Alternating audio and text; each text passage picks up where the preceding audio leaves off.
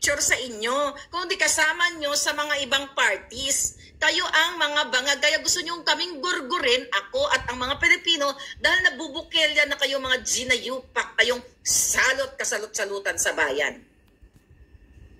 Ano pa ang sabi ng yawa? O, ano pa yung mga depensa nila? O, ito si Prudente. Well, it's the same. Photo op lang daw. Na-discuss natin ito iba.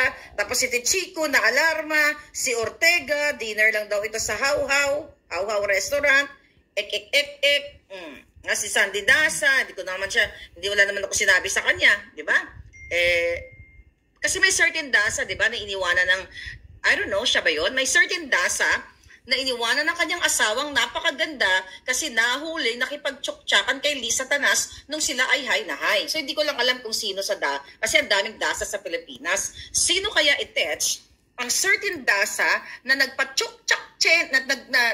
na nakipagtsuktsakan kay Lisa Tanas habang sila ay bangag na bangag sa pulburon at nahuli ng kanyang asawang napakaganda.